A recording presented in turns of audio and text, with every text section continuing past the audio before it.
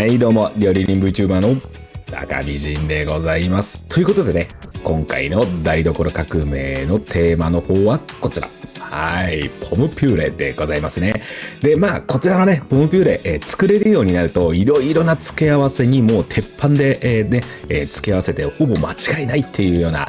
ものになりますし、こちらがね、滑らかに作れますと、非常に、こう食べた時のテクスチャーだったりとか、このね、満足度っていうのが一気に上がる料理だったりします。はい。ではね、まず基本的な作り方を実演させていただきたいなと思いますので、まずはね、作り方の方早速いってみましょう。それじゃあ皆さんのグラフィックボードの方をインフィニティにします。じゃあいきますよ。せーの、ドーン。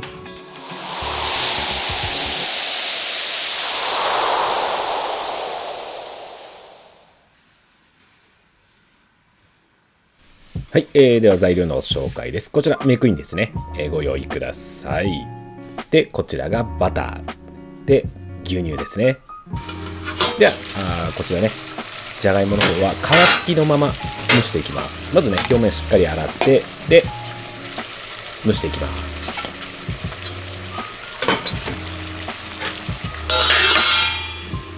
では40分蒸していきます。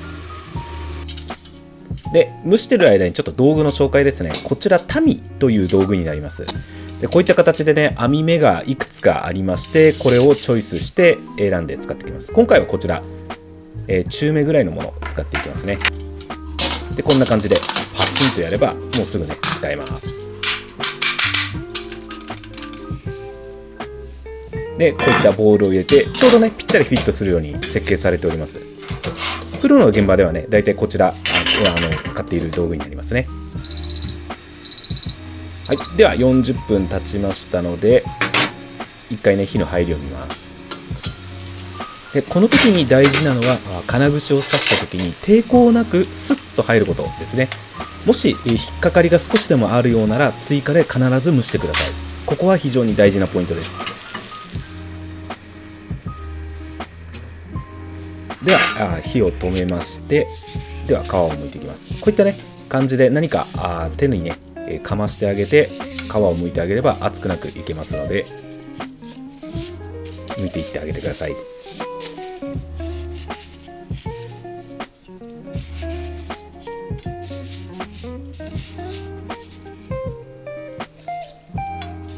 で、剥きましたらこのねタミゼしていくんですけども、この時に上から下にこうギュッとね押し込んでからグッと伸ばすような感じにしてあげてください。最初からね伸ばすような上下にねこう伸ばすようなやり方をしてしまうとちょっとねでんぷんが出てきてしまいますので、あくまでこう押してからグッと引くような感じですね。こんな感じになってれば OK です。ではそのね蒸した今こしたものをグラムを測って 40% のバターを用意します。では蓋をして、ではねこちらが、先ほどこしたバター、芋に対しての 40% のバターです。でこれをですね軽く溶かしていきます。ここがちょっと通常のところとちょっと違うところですね。で溶かしましたらそこに蒸した芋を入れていきます。でここで混ぜていきます。この時火はまだ強い火にはさせないでください。ここでねしっかり練っていきます。この時に少しだけ火を強くしていただいて、ここでしっかり練っていきます。もうこの時点でまずダマになっていることはないと思います。で、ここでね塩を加えていただいて、でもう一回ねさらによく練っていきます。でホイッパーは使わないんですかということなんですけども、ホイッパーは基本的に使いません。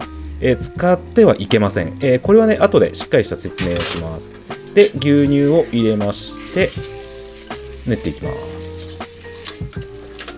でここでね、牛乳を入れていくことで、滑らかさが出始めてきますね。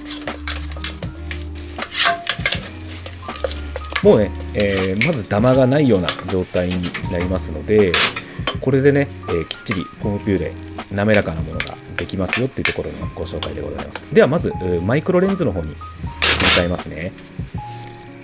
こんな感じですね。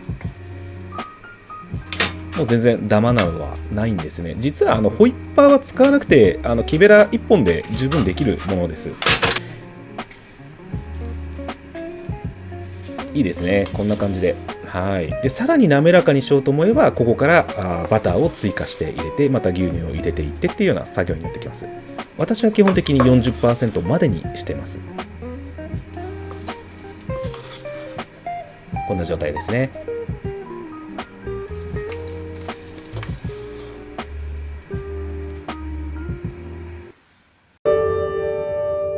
いやいやいやいや、そもそもメイクインがスーパーに売ってないんだよって思われてますよね。はい、ということでね、男爵芋ご用意しました。ほぼね、世の中に流通している芋のほとんどが日本では男爵芋というものになりますので、こちらを使ってやっていきます。まずね、しっかり洗っていただいて蒸していきます。で、皮を剥いて、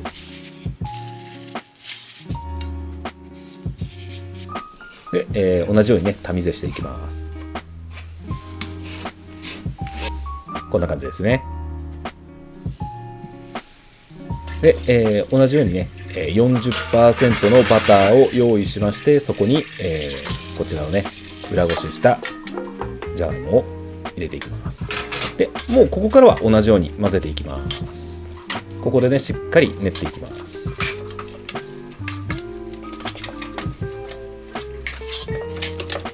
もうこの時点でね、まずダマになることはないです。はい。その理由なんかもね、またね、後にしっかりご説明させていただきます。こんな感じでね、もうすでに滑らかですよね。では、牛乳を入れて、好みの硬さに合わせていきましょう。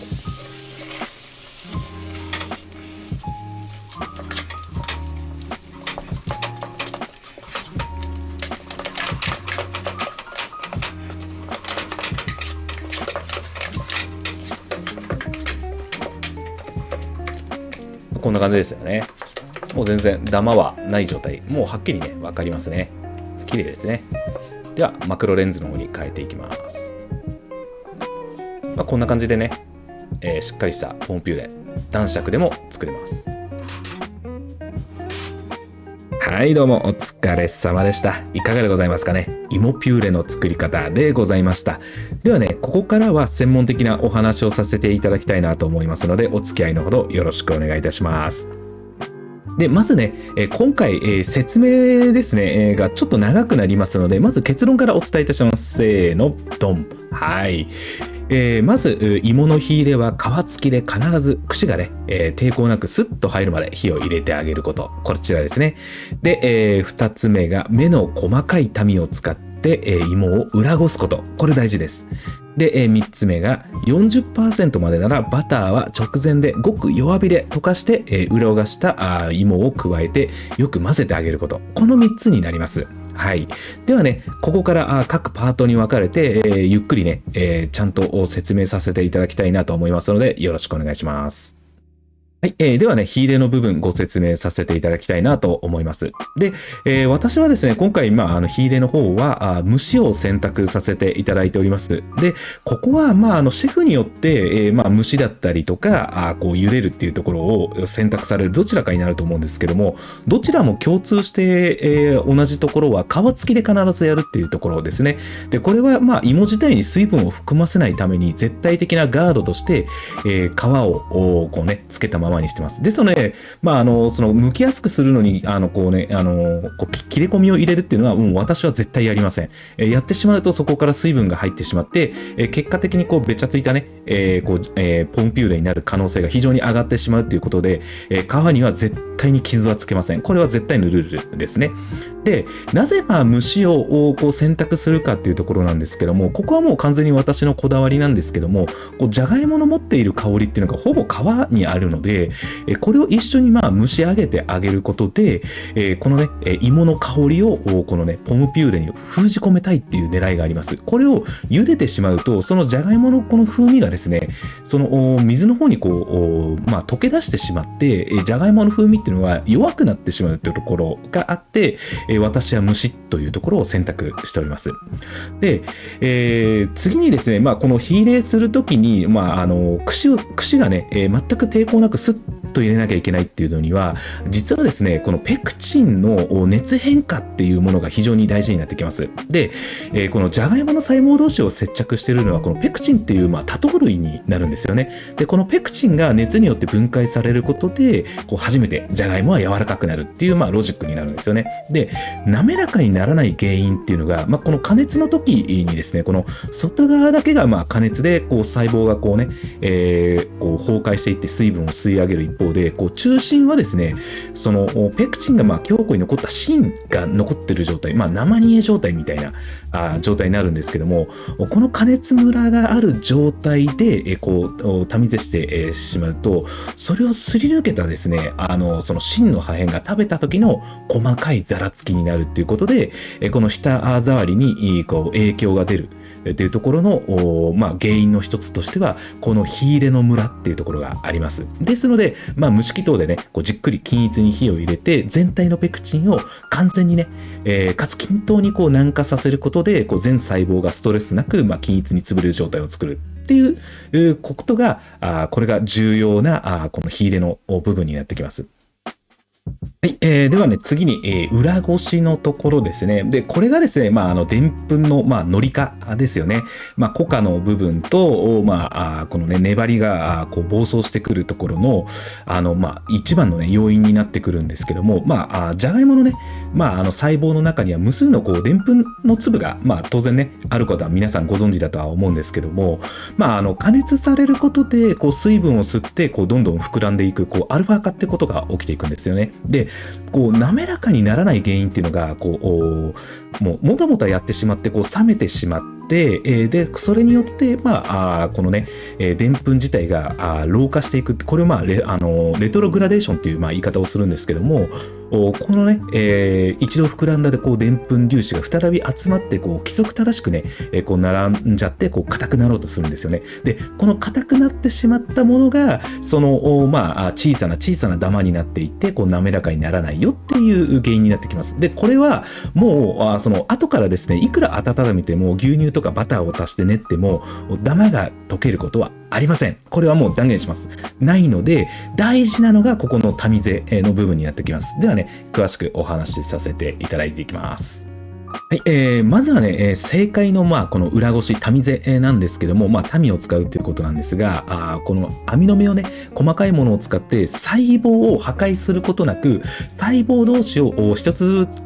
その一粒ずつですね、綺麗に引き離すっていう、意味合いなんですけども、こういうのを単離って言うんですが、この単離させる作業を必ずやります。で、細胞壁が守られている状態ですので、細胞壁からこのでんぷんが漏れ出さずに、ホロホロした極めてね、細かいテクスチャーが保たれるっていうものが、このタミゼの大事な部分になってきます。では、よくあるこのね、マッシャーだとかでやっちゃうとどうなのっていうお話ですよね。マッシャーでやるのはこれただの圧迫で、実はですね、ジャガイモの細胞の塊を上からね、潰すだけなので、肉眼では見えないレベルでいくつかの細胞がですね、ダマになってくっついちゃうんですよね。で、っていうのはこれどういうことかっていうと、細胞の中からでんぷんが出ていって、で、くっついちゃって、で、お餅状態になるっていうようなことなんですよね。で、この状態になってしまうと、もう先ほど言った通りに、どんなにね、バターを足そうが、混ぜ合わせようが溶けることはないよっていうことですので、できるだけタミゼで、タミでね、やっていくっていうのが重要なことになります。で、なかなかね、聞いたことはないと思うんですけども、ミキサーとかブレンダーでやるのはどうかっていうことですよね。これ高速回転する刃がですね、もう細胞壁ズタズタにしちゃうので、この中にですね、でんぷんが大量にブワーって出てですね、で、それでも一瞬に強力なお餅になっちゃうんですよね。ですので、このミキサー、ブレンダーとかっていうものを使うのはもう絶対にやってはいけないっていうのが、このポンピュールの絶対のルールになってきます。はい、次にね、このバターと合わせるところのお話でございますね。で、ここなんですけども、おそらくこう、クラシックをずっとやられてる方々からすると、おそらく結構衝撃的なやり方だなとは思われると思うんですけども、まずはちょっと私のね、この溶かしバターを入れたやり方っていうのはなぜかっていうところのお話をさせていただきたいなと思います。はい。で、まあ、パッセして、こう、熱々の状態の、まあ、細胞がきれいに、この、単理された、この、芋にですね、この油を、こうね、溶かしバターを入れるっていうことは、この、一気にですね、この、油脂コーティングをするっていう意味合いがあります。で、この時点では水分は絶対入れません。絶対に水分を入れないので、粘り気は一切出ません。で、しかも温かいバターですので、鍋の温度を下げずにダマの発生を物理的にゼロにします。ここが結構大事なポイントです。ですので、もうこれは論よりもう実際にもう動画の方で見ていただいたので、もうすぐにね直感的にわかると思うんですけども、もうあの時点で油脂コーティングされているので、まずここまでの工程でお間違いがない、もうしっかり民で細かく単理させていただいて、で、熱々の状態でもう、こうね、バターと合わせていただければ、まずどうやってもダマが発生するっていうのが物理的にゼロにここでなります。で、こう全体にね、しっかりよく混ぜていくっていうのが、重要なところになってくるんですけども、そこから、牛乳、水分ですよね、少しずつ加えていって、で、好みのね、柔らかさにしていただければ OK かなと思っております。で、この構造実はですね、以前、ブールブランでお話しした、せーの、ドン。はい、こちらブールブランですね。ブールブランでお話ししました、酸素乳化の原理とほぼ同じものになりますね。で、調理科学でいうと、これは覚えなくてもいいんですけども、ピッカリングエマルションっていう、専門的な用語があるんですけども、私はちょっと皆さんに分かりやすく酸素乳化っていう言葉を使わせていただいてるんですが、このピッカリング、乳化をこうさせていくっていう構造によってですね、じゃあ、これで、さらにこの先がありまして、この 40% のバターを、いやいや、俺はもう 70% まで持ってきたい。いや、それだったらもう同量まで持ってきたいっていう方も当然いらっしゃると思います。で、その時に、このね、40% のベースを作っていただいたところから、そこに冷たい牛乳を入れていって、で、合わせていくんですけども、そこにさらにね、合わせていく時に空気が入っていくので、酸素乳化の構造、つまり、ピッカリング乳化っていう形になるっていうところで、実はですね、さらにね、この 40% から上を目指すっていうことは、この方法だとさらにやりやすくなるっていうことになってきます。はい。はい、次にね、ホイッパーをなぜ使わないのかっていうことなんですけども、基本的にホイッパーは使いません。使うことはないです。なぜかということなんですけども、当然ね、その今までの動画の流れを見ていただいたときに、もうすでにこう合わせる時点で、木べらで合わせる時点で、ダマがないっていうのはあるんですけども、実はそれが理由だけではなくて、このね、ホイッパーのですね、この細い針金状のこの細い部分が、結果的にですね、この、粒子をですね傷つけてしまって中からねこのでんぷんをこうねどんどん出してしまうというような結果になってしまうので、このね、ホイッパーを使わないで木べらで練るっていうのが基本的な動作になってきます。でこれでんぷんが出てしまうとどういうことになるかっていうとコルデっていう状態です。これフランス語で言うとコルデっていう状態になるんですけどもこのコルデの状態になると、当然この餅状になるっていう意味なんですがベタベタベタベタっとこうなってしまってなんかこうビヨーンってなってしまったりとかなんかこう一つの餅みたいな塊になってしまうっていうことになってしまうので、実はですね、このホイッパーを使うっていうのは実はご法度です。はい。で、これ、あんまり偉大な方すぎるのであんまり名前を出すのもどうなのかなとは思うんですけども、アラン・デュカスさんだったりとか、あとロブションさんですよね、っていうのはもう基本的にホイッパーではなくて木べら一本で、作るっていうことが基本的な作業の流れでよく言われているところですね。これは実際に向こうのフランスの方の動画でも見れますので、もしねご興味ある方は実際に見ていただいてその巨匠の方々がこのポンプユレを作るときに、当然ね中にはそのホイッパー使ってらっしゃる方いらっしゃるんですけども基本的にはこの滑らかなものを作るときにはこの木べらのものになりますね。どうしてもやっぱりそのご家庭で紹介するときに、できるだけね、こう優しくするのに、こうホイッパーを使うと、こうね、ダマがね、こう大きなダマがその小さくなっていくっていうところで、こうホイッパーを使われて、こういかにこう家庭で落とし込むかっていうところをお見せしているところで、ホイッパーを使ってるっていうところはあるんですけども、基本的にはこの手順を守っていただければ、木べら1本で十分です。はい。で、そこの理論として、なぜね、このお話をするかっていうと、実は私も一貫してこの動画いろいろ作らせていただいているときに、せーの、ドン。はい、こちら。ベシャメルですね。ベシャメルなんかも私は基本的に、このね、ホイッパーは使いません。木べら1本です。木べら1本でダマのできない、このね、ベシャメルを作るんですけども、これはもう基本的に若い時になぜねこの、大先輩たちがその、ベシャメルを作る時に、このね木べら1本で作れとか基本的な木べらの動作を覚えさせるかっていうのは全てここに集約してくるっていうところなんですよね。ですので本当に私を教え込んでいただいたもう大先輩っていうのはもうそこがすごい厳しくて、で持ち方が違う、扱い方が違うとか鍋の当て方が違うとか、もうめちゃくちゃ厳しかったんですけども、全てはここに集約してくるっていうことなんですね。あの人たちは言葉でうまくこう言わないんですけども、体で覚えさせて、で、僕はそれをですね、なんでこの人はこんなこと言うんだろうかっていうのをずっと疑問に思ってたんですけども、やっぱりこうやってねいろんな理論とかを知っていく中で、やっぱり方々はその言葉ではなくて、やっぱこう体で覚え込んでいることをやっぱり我々に教えていただけたっていうところで、すごいねありがたく思っているところの部分だったりはします。ですので結果的に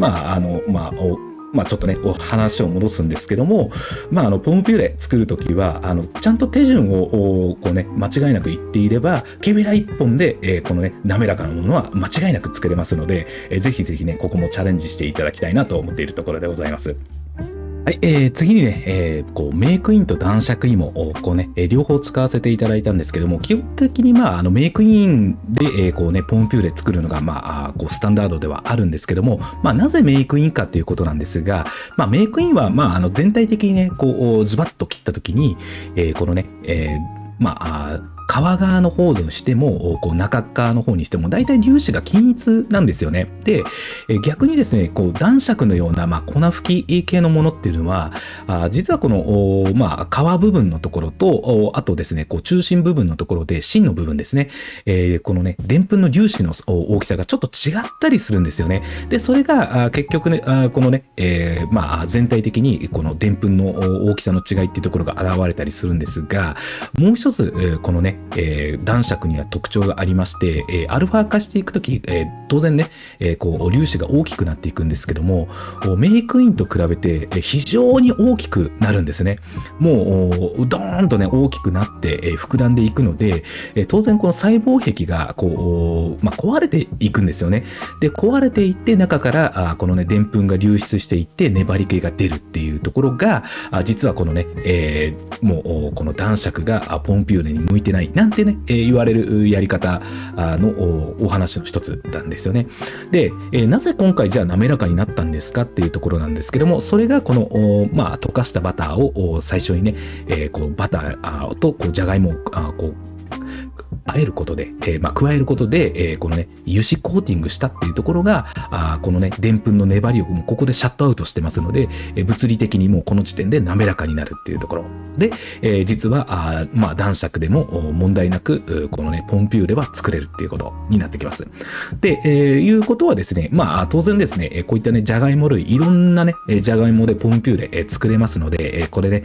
やり方がさえ分かればどんなじゃがいもでもこうポンピューレができますので、ぜひねいろんな品種のもので試してみて、自分好みのポンピューレ探すなんてのもね楽しみな一つなんじゃないかなと思いますので、ここもねぜひチャレンジしてみてください。ではね、最後に、古典的な、ポムピューレの作り方においてですね、なぜそのクラシックなやり方には、そのキャラクターにね、この順序を指定するのかっていうところがあると思うんですけども、実はですね、これには大きな理由があります。で、まず、バターはですね、単なる油ではなくて、こう乳脂肪とこう水分が混ざり合ったエマルション状態、乳化している状態のものですよね。これを完全に溶かすと構造が壊れるから、冷たいままで、芋の熱でこう溶かしながら固体から液体に変わる瞬間に、をこう狙っていって、あとはこの職人技の右腕力とですね、パワーで回していって、こう回していきながら、こう油脂とこう微粒子をホイップさせたい。そしてそこにね、牛乳を入れないと、こう芋がね、硬すぎて物理的にこうバターを混ぜるこの隙間がないっていうのが、これが古典の理屈だったりします。ですけど、ここにはですね、一つちょっと弱点がありまして、これはですね、家庭で落とし込もうとすると、プロの環境だったりとか、職人の超絶技巧が前提であるっていうところがあったりするので、先にね、牛乳を入れてしまうと、当然、このね、牛乳がうわーって、でんぷんが吸ってしまって、で、こう、防潤していって、こう強固にね結びついちゃって、これがダマになっていったり、でこのダマになっていくところで、当然ねそのでんぷん自体がもう満積状態になっているので、そこからこう冷たいバターを入れようとしても、入るスペースが当然なくなっちゃうので、粒子が、そもそもね分子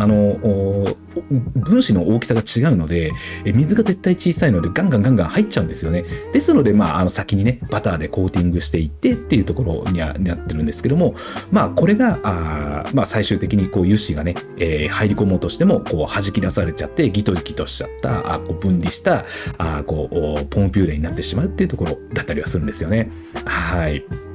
はい。ということで、最後にね、もう一回ちょっとね、おさらいで、お話しさせていただきたいなと思います。まず結論として、芋の火入れは皮付きで必ずね、串が抵抗なくスッと入るまで入れてあげること。そして、目の細かい痛みを使って、こう芋を裏ごしてあげること。で、40% までならバターは直前でごく弱火で溶かして裏ごしした芋を加えてよく混ぜ合わせること。で、混ぜ合わせてから牛乳入れてあげるっていうことですよね。で、当然ね、この、よくあるこのポムピューレ作る時のこう重労働部分っていうのが2つあって、まずこのね、タミを使ってこうタミゼするっていうところがまず1点と、もう一つはこのね混ぜ合わせるところですよね。で、今回私がお教えしたやり方において混ぜ合わせるというのは実はそんなに苦労はないんですよね。というのが、もうバターとこのねじゃがいもを混ぜ合わせた時点でダマがないので、ものすごい一生懸命うわーって混ぜる必要もなくて、かつですね、すぐね滑らかになりますので、ここはほぼ重労働な部分ではありません。で、一つだけやっぱ重労働な部分があるっていうところはやっぱりタミゼですよね。この部分はどうにもならないです。これはやっぱりいろんなこうやり方をこう試した中で、絶対的にやっぱり理屈的にも実際の結果としてもタミゼが一番綺麗にいくっていうところで、ここの部分だけは少し手間かなっていうところはあるんですけども、ここさえなんとクリアできれば問題なくね滑らかなものができます。で、この時に、しっかり、火入れした芋であればスッとね落ちていきますので、ここもね慣れてくるとそんなに重労働ではありません。逆にね、生焼けしちゃってるような火入れの仕方で粒が残っちゃうようなじゃがいもをこすってなっちゃうと、もうそれはもうその時点で失敗ですし、逆に時間がかかってしまうので、ここのね火入れだけは絶対にうまくやりましょうっていうところですよね。はい。はい、ここまでね、動画の方お付き合いいただきまして本当にありがとうございます。本当に長くなっちゃいましてね、申し訳ないなとは思ってるんですけども、実はこれで、この芋の話、でんぷんの話というのは一部です。まだね、実は細かくね、お話ししたいところはあるんですけども、それはね、次のどこかの機会でお話ししようと思っております。ですので、ここはあくまで入り口だと思っていただければ、非常にね、次お話しするときにはお話ししやすいかなと思っております。そしてね、この芋ピューレなんですけども、ポンピューレですね、こちらが作れるようになったらですね、間違いなく皆さんの中のレパートリーの中で、5本の指に入る付け合わせの1本になることは間違いなくお約束します。はい。もうね、自信を持って、このポムピューレ、作れますよっていうことを言ってもいいぐらいのレベルのものが間違いなく作れます。ですので、ぜひね、こちらチャレンジしていただけたらなと思っておりますので、よろしくお願いいたします。ここまでね、ありがとうございます。いつもね、ハイプでの応援、そして、チャンネル登録、そして高評価、いつもありがとうございます。本当にね、励みになります。特にね、本当にコメントの方ではね、皆様からいろいろなご質問を一つ一つお答えさせていただきまして、私もね、非常に楽しくやらせていただいております。引き続きね、ハイプでの応援、そしてチャンネル登録、高評価、よろしくお願いします。それじゃあね、また次の動画でお会いしましょう。またね。バイバイ。